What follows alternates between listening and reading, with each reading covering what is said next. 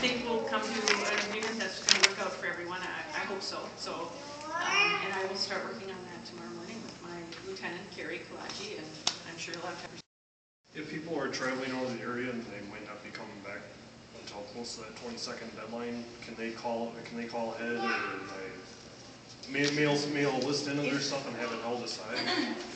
If they certainly, if they are not going to be in the area and they know or believe they have stuff, we have some of their stuff, absolutely pass on our phone number, have them call, make arrangements. We'll certainly hold on to it past the 30 days.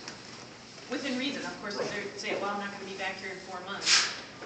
Right. It's probably not something we're going to hang on to. I was thinking if they could give you like a date when they'd be back. Yes. Or the other option is to declare it as communal. For you to declare it as communal property, and then we'll make sure it gets back to you.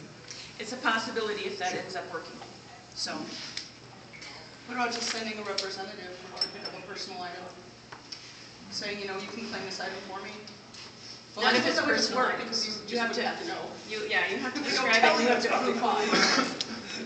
There's all sorts of legal ambiguities about what we're discussing. Yeah, I could just then go down and find the person down the street and say, okay, come on in. So you see what I'm saying about this communal whole thing? I mean, it's very slippery slope from a legal point of view. And I know that necessarily is how you guys are looking at it from. That's definitely how I'm looking at it. I'm looking at it, the policies you're bound by as an individual. You work for the city, you work for the police department, you can't do shit. You can tell us what you know because of your position, and that's it. And then if we want to get more flexibility, we have to go above your head. I mean, that's you know, going up the chain of command. I mean, it's pretty natural. As it stands, nothing's itemized or documented that's in there, and we can't just group claim it, and I can't say I don't know what's in there because I live there. Because, you can't group claim it like that right now. No. I do hear some flexibility, and that's good.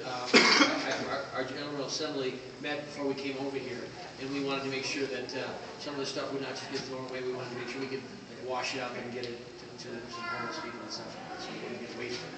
Yep. That was our concern, so I'm hearing some flexibility. That's good. Certainly. Okay. is there any published procedural manual or like legal guide to what the typical routine is when things are taken by police officers that we can have? Well, there's city ordinance Yeah. that I quoted here that dictates our requirements once we have seized property that is not evidence. None of this is evidence. It's just seized property at this point in time. It's found or safekeeping property. The ordinance says we keep it for 30 days, So and if it's not claimed by an owner, the legal hula hoop jump through here is that this stuff was considered abandoned and found by the city on public property and then seized. And Yeah, well, that's not the way we see it. okay. and I understand you don't have to look at it that way, but Oh no, I don't. I'm sure. Neither do. Well, Yeah.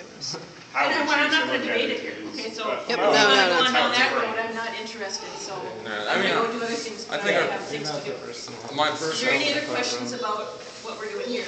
No, there's a point I'd like to make to everybody, including you and the officer present behind you, is that I think the best course of action that I think myself personally I'm trying to pursue is to create some better rapport between us and the city and the police department. Because you ought to know that we're not out here rabble-rousing to cause problems with you guys. We're out here rabble-rousing to cause change. So, you know, when push comes to shove, if we don't succeed and things fail, your police department's going to have a much larger or smaller tax base, which means you're not going to have as many officers, and the ones you have left are going to work a lot more hard. I mean, we all have a vested interest in this, and that's why if we just keep the eye on the prize, you're not the enemy, and I hope you don't see us that way. And that's why I've tried to speak up to the fact, you know, like I went and did my homework with my uncle, who has his own set of ordinances and statutes and policies he deals with, to find out what kind of game do you have to play to get this stuff. I mean, you have to follow the structures of the bureaucracy that runs the police department. So, I mean, that's why I've tried to kind of speak up a couple times and let you know too that some of us are very aware of what you're bound by. And the fact that, like I said, you really don't have a lot of, you know, you have no wherewithal to do anything. Yeah, you have no choice. So you could get in trouble or be sanctioned in your own job if you just decide to start making personal decisions. So, you know, just to kind of put that out there for everybody here, you know. But, and also just to let you know that I think the best course of action for both parties is just to continue to improve that rapport between us and kind of put the past behind us, get our property back, and get it to the people who need it the most, and go from there. So. Well said. Absolutely. And I don't see any reason why we can't do that, so. All Thank right. you. Thank you. All right.